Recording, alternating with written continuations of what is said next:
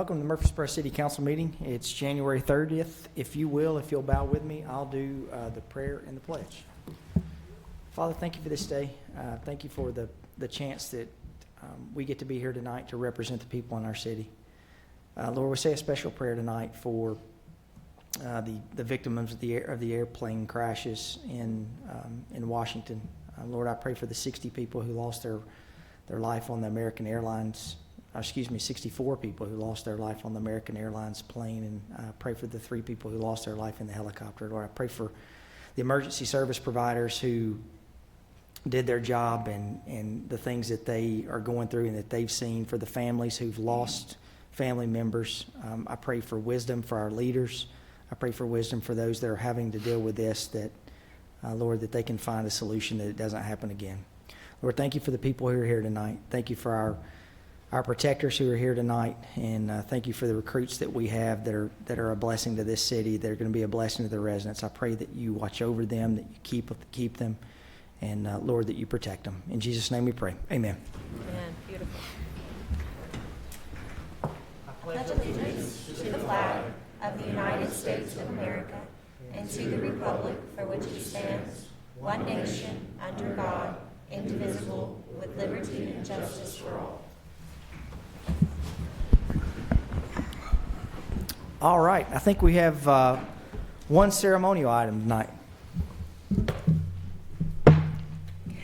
Hello, my name is Terry Schultz, and I am the CEO for the Rutherford County Area Habitat for Humanity. This year is a historical year for our affiliate. We have 2 milestones that we could not have achieved without our partnership with the City of Murfreesboro. First, it's our 35th year of serving Rutherford County. And second, we completed our 200th house in this county. And we are so blessed to be able to say that you have been a part of that, and we appreciate your partnership. So in November, we had a dedication for house number 199 for the Kelly family. And at that dedication, we recognized the City of Murfreesboro and the partnership we have with your Community Development Department that allows our homeowners to apply for down payment assistance and home grants. So in recognition of that partnership, I would like to present a plaque to the mayor for the Kelly family and our partnership with helping us serve our community by providing affordable housing. Awesome. Thank you. We get a picture here.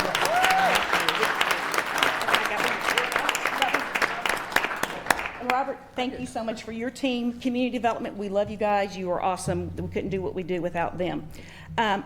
We had our 200th house dedication in December. The mayor was kind enough to come speak at that dedication. And again, I want to thank you, because your investment in our mission is why we were able to make that milestone happen. And it was a remarkable day, and you guys have just been a tremendous and vital part of that celebration. So thank you so much. And Mayor, I have another plaque for you that celebrates the 200th house. Awesome. Yeah.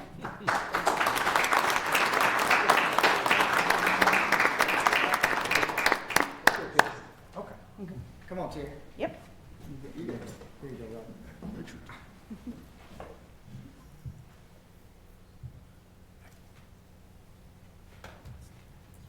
Thank you. so much, Thank you. Terry. Thank you.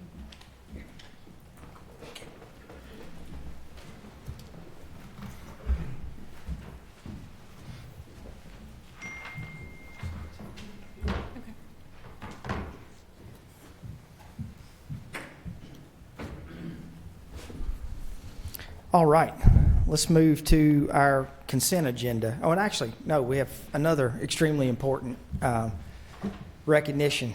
Chief, I think you've got an audience full of people that you want to recognize. Yes, sir.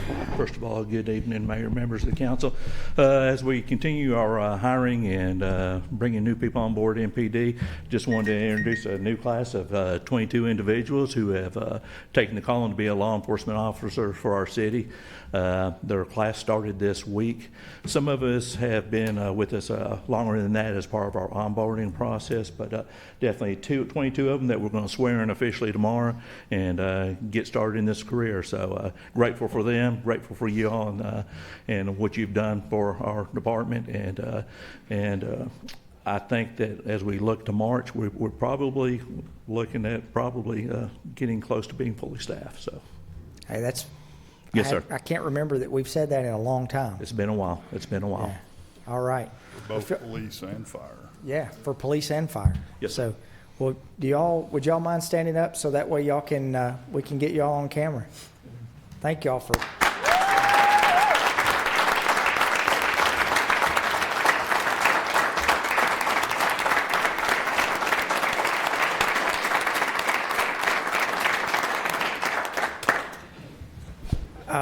I will tell y'all this, and you really we don't ever get in y'all's way, but at the same time, I want you to know this from the entire city council.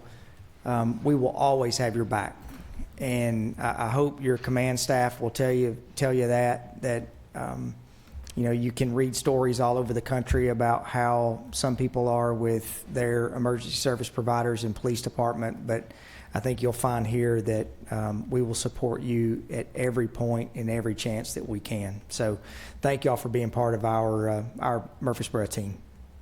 And Chief, I want to ask this real quick. Sorry to put you on the spot. I guess we're not quite a year into our license plate reader program, but we've gotten several emails over the last couple of weeks. I think we got one, it was either last night or night before last, where that is proven to be quite successful. Can you give us a quick update on that? Yes, sir. I don't have any of the statistical information in front of us, and I know Chief Ginsmer is actually working on our year-end report that we hope to have out by March 1st. That'll have a lot of the specific information, but I can just tell you from a 30,000-foot view, it's been pretty significant in a lot of the crimes that we're solving. There's several incidents that were pretty bad that we feel that if that technology were not available, we would not have been able to maybe solve those cases. So it's playing a big part in how we approach our policing.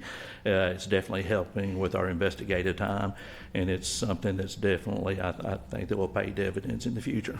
Awesome. All right, Chief, Yes, sir. thank you. All right, let's move to our consent agenda. You have 4 things on the agenda. Is there anything that needs to come off for discussion? If there are none, I'll move for approval. Second. Motion and second, please call the roll. Ms. Saberwater? Aye. Mr. Maxwell? Aye. Vice Mayor Shacklet? Aye. Mr. Wade? Aye. Mayor McFarland? Aye. All right, you have several city council meeting minutes in front of you. So moved. Second. Motion and second, please call the roll. Ms. Saberwater? Aye. Mr. Maxwell? Aye. Vice Mayor Shacklet? Aye. Mr. Wade? Aye. Mayor McFarland? Aye. All right, we'll move to land use matters. You have ordinance 24OZ45. This is rezoning property along Joe B. Jackson Parkway. This is second and final reading. So moved. Second. Motion is second. Please call the roll. Ms. Saberwater? Aye. Mr. Maxwell? Aye. Vice Mayor Shacklet? Aye. Mr. Wade? Aye. Mayor McFarland? Aye. All right, we'll move to new business. You have a fiscal year 25 budget amendment. Thank you. This amendment is just a housekeeping item to update the budget for carry forward items from last year's budget and to update for the CIP swaps that have occurred. The details of the carry forward are listed in the attachment behind the ordinance. I'm happy to answer any questions and recommend for approval. So moved. Second. Motion is second. Please call the roll. Ms. Saberwater? Aye. Mr. Maxwell? Aye. Vice Mayor Shacklet? Aye. Mr. Wade? Aye. Mayor McFarland? Aye. All right, we'll move to on motion. You have Old Fort Park ball field and parking renovation. And thank God I caught myself because that was not what was about to come out of my mouth. So Good evening, Mayor and Council. It's an honor to present this project for your consideration tonight. The existing ball field and parking area at Old Fort Park were constructed in the 1970s and need renovation. This project will resurface the ball field with artificial turf, replace all fencing, lighting, backstop, and improve pedestrian access. Raising the elevation of both the ball field and the parking area will also improve the sensitive drainage area. This project was competitively bid and is pending legal approval. Steelhead Building Group was the lowest responsible bidder. These upgrades will provide the community a desirable and safe place to enjoy all the amenities of Old Fort Park. The expense, $3,056,000, consists of the base bid of $2.91 million and the owner's contingency of $146,000, and will be funded by a combination of the general fund, assigned fund balance, CIP, and stormwater. Be happy to answer any questions that you have. Any questions, Mr. Bashir? If none, so moved. Second. Motion and second. Ms. Overwater? Aye. Mr. Maxwell? Aye. Vice Mayor Shacklet? Mr. Wade? Aye. Mayor McFarland? Aye. I mean, I do think Parks and Recreation is going to hit the record for the night on spending money, so come on up, Nate. We'll move to Patterson Park outdoor improvements. All right, Scott. Good evening, Mayor, members of the council. I'm here on behalf of staff to seek approval for the construction contract by Fuel Tank Maintenance Company, LLC, for the construction of the outdoor improvements at Patterson Park Community Center. This project will enhance the park with new parking facilities, upgrades to the existing parking, and the addition of a playground and splash pad, which will be a valuable amenity to our residents. This project has been thoroughly planned with a master plan developed in 2024 by engineers from Kimley Horn and Griggs and Maloney. After a competitive bidding process with 6 submissions, Fuel Tank Maintenance Company, LLC, was selected with the lowest bid of $2.4 million. Additionally, an alternate bid of $245,000 has been included, bringing the total contract value to $2.77 million, which includes a 5% owner's contingency.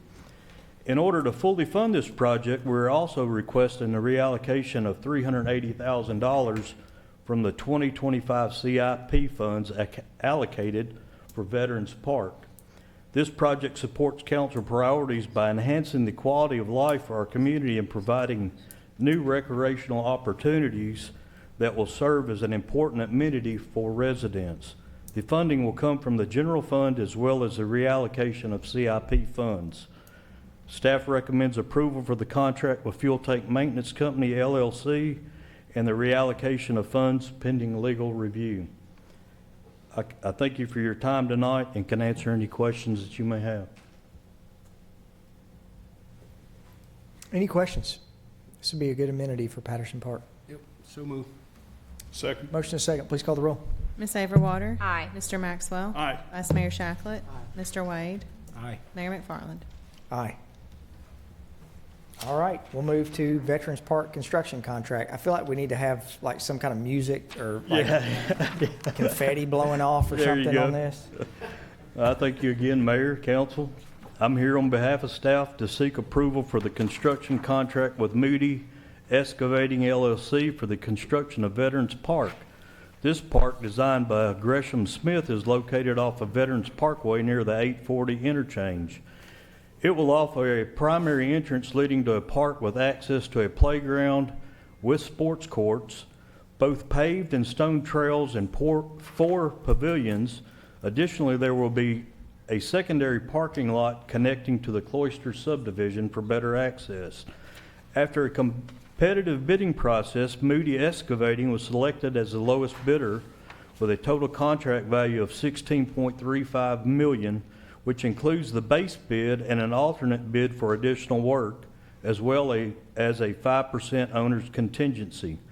This project aligns with council priorities by enhancing the quality of life in our community and fostering economic development through improved recreational amenities. The cost is covered by the 2025 fiscal year CIP budget. Staff recommends approval of this contract pending legal review. I can answer any questions at this time. And this is gonna have a 130-foot flagpole with a 400-square-foot flag. I know that makes. It's a 150-foot, yes, sir, 150-foot flagpole with a 50 by 80 American flag and foundation with lighting that is needed accordingly. That's the additional alternate that was in this project, so. I have no questions. For approval. Motion and second. Ms. Overwater? Aye. Mr. Maxwell? Aye. Vice Mayor Shacklet? Mr. Wade? Mayor McFarland? Aye. Great job, everybody. That only took since 2016. In 2 different sites, right, Nate? So, all right, we're excited. All right, we have item 11, the acquisition of 106 Southeast Broad Street for Town Creek daylighting. Good evening, Mr. Mayor, members of the council. I'm here tonight, so it means Town Creek. And I'm here seeking the approval to initiate condemnation on proceedings on 106 Southeast Broad Street. That is the McDonald's. This acquisition is for easements. You may recall it was before you last year, and you approved this. We did have some additional easements that were needed on that property, and we had that reassessed, reappraised, and here tonight with that revised appraised value of $92,520. We're asking that you authorize staff to negotiate that settlement and initiate those condemnation proceedings and allow us to negotiate settlement up to the limits allowed by the federal property acquisition guidelines. This amount, the $92,520, will be funded by the general fund, and I can certainly answer any questions you have about this or anything else Town Creek related. Any questions? Gabe? So moved. Second. Motion is second. Please call the roll. Ms. Overwater. Aye. Mr. Maxwell. Aye. Vice Mayor Shacklet. Aye. Mr. Wade. Aye. Mayor McFarland. Aye.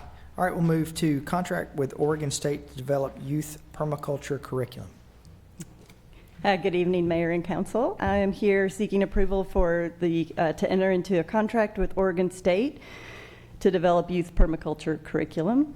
In August of 2024, Outdoor Murfreesboro was awarded a grant from the U.S. Forest Service through the Tennessee Division of Forestry for urban and community forestry programs. This 3-year grant term outlines the development of a permaculture curriculum as one of the work items in the plan. Made possible by this grant, Outdoor Murfreesboro is developing a summer intensive certification program that offers rising junior and seniors and recent high school graduates in Rutherford County the chance to earn certificates in ecological, landscape design, or permaculture design. Participants will gain hands-on experience through field trips, project work, lessons, and it will culminate in a final site design and presentation. The program also provides a $500 stipend, 20 hours of community service, and the opportunity to join a 6-month paid internship with the natural resource team with our Parks Department. This is going to enhance both professional skills and career prospects. Oregon State University has agreed to modify their permaculture design program to fit our time frame and the age of our participants by providing a youth curriculum in permaculture design. This is a one-of-a-kind innovative program that will benefit our community and park spaces while encouraging the youth the opportunity to develop critical skills through hands-on experience and enhance their professional growth in career prospects. The curriculum development costs $50,200 and will be reimbursed in full to the city through the Tennessee Forestry Grant. I'm happy to answer any questions. Any questions? So moved. Second. Motion is second. Please call the roll. Ms. Overwater. Aye. Mr. Maxwell. Aye. Vice Mayor Shacklet. Mr. Wade. Aye. Mayor McFarland. Aye. All right, we're now going to talk about the Legacy Recognition Policy 1019. This is the policy we talked about at our workshop. It is. Thank you. So at the council workshop earlier this month, I presented to you the Legacy Recognition Policy, which is a program to honor retired city employees. In your agenda packet is that updated proposal with any changes that you all suggested noted in that packet. And with your approval of this policy, we'll promote the program. The HR department will begin that implementation and open up the nomination process with the first group of honorees to be presented this fall. Welcome any questions. No questions. I move for approval. Second. Motion is second. Please call the roll. Ms. Overwater. Aye. Mr. Maxwell. Aye. Vice Mayor Shacklet. Mr. Wade. Aye. Mayor McFarland. Aye. Angela, great work on that. Thank you. All right, I don't think we have any board and commission appointments. I think so. All right, any beer permits? Yes, we have 2 requests for beer permits tonight. Both are for new restaurants. One is located at 2727 Roby Corlew Lane, and the other is located at 2963 South Church Street.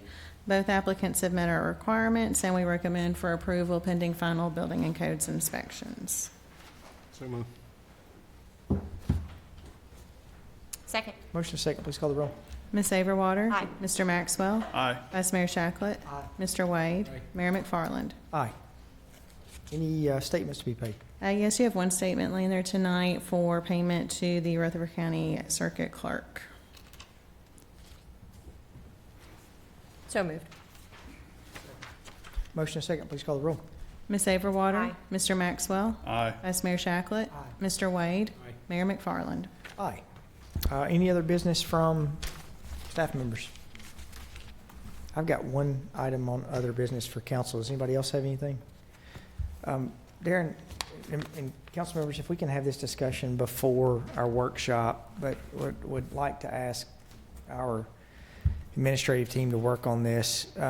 We have a meeting tomorrow. Is it tomorrow? Or is Friday? Yes. Every day's felt like Monday this week.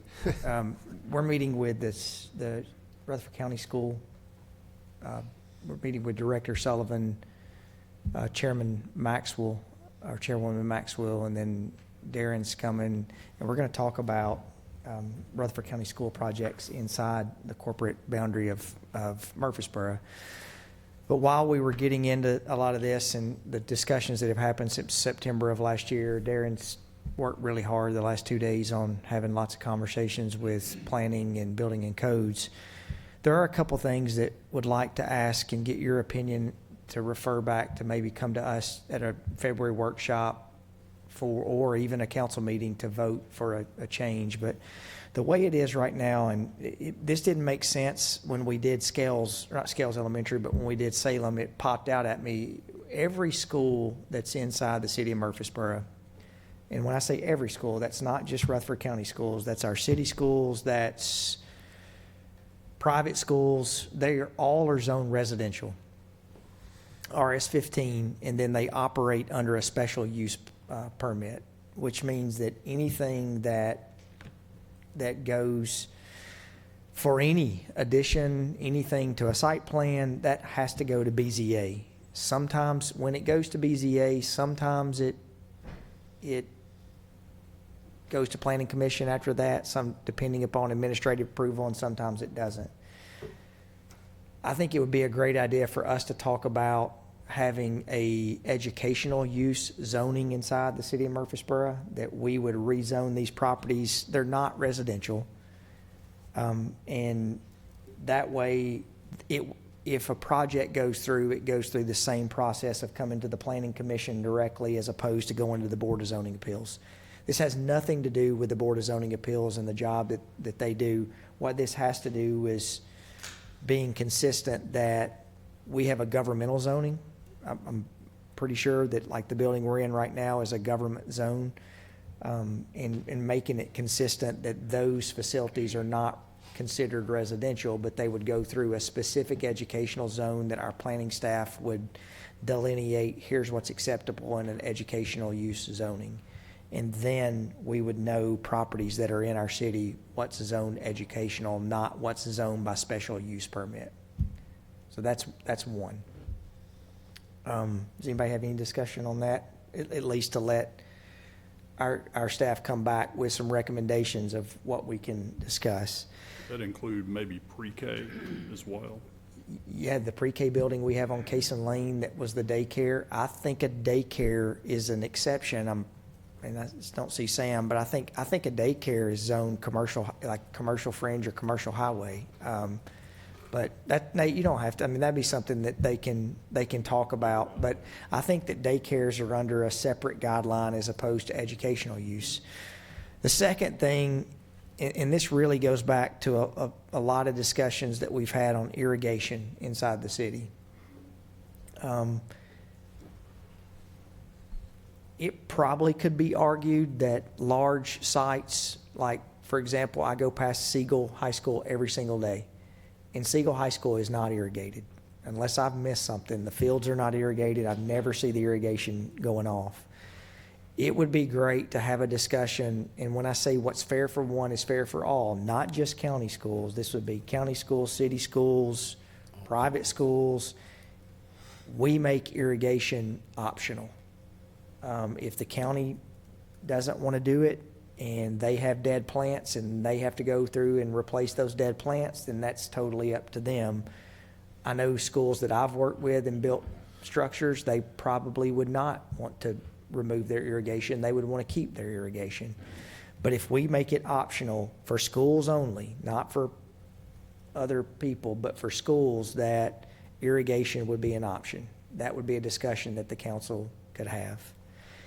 And then lastly, we talked about this at a workshop, but coming up with some sort of policy that on educational institutions, once a dollar amount gets to a certain number, that there would be a cap on what the overall permit fees would be. And the reason I say that, like, for example, at Oakland and Riverdale, I think the total was $309,000 that the county paid on both of those projects. And we do inspect those projects, but there probably could be a decent argument that we need to look at what is make sure that that's a fair and equitable number that we're charging on an educational use.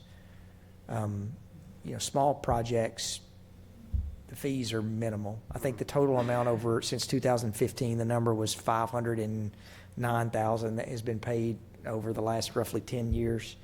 The majority of that being those two projects. Right. But that may be an opportunity. We could discuss that and then talk about what that number needs to be, like really what our cost recovery would be for monitoring those projects, not necessarily anything above that. Did I miss anything on the list I had sent, Darren? No, sir. Okay. So would y'all be okay that we get that on maybe our next, the rezoning request is going to have to go through, I assume, a planning. It'll have to come to y'all, Jamie, at planning to talk about that, and then it'll have to go through a public hearing on rezoning those projects, so that there will be a process to go through on rezoning property. This reconsideration is going forward as opposed to coming back as far as recovery of fees or anything that's happened. Yeah. It's all I mean, going forward. our budgets are closed out on all those. And we did have the discussion, like Plainview, or not Plainview, but the Beatty Farm, for example. The council, when we agreed to extend sewer to those areas, we did allow the county not to do irrigation Correct. on that site because it's outside of our city limits. So there are some of those things in place already, but, for example, Central High would be a great example. If somebody wanted to do a project at Central, it would realistically not be feasible to go and irrigate that entire site right now. So there may be some things that we can make the planning process a little easier. Is that fair for everyone? Sounds fair. So it's fair. Okay. Well, that'll help when we go meet tomorrow. Sure, it will. Yep. Thank you. All right, any other business? Seeing none, we'll stand adjourned.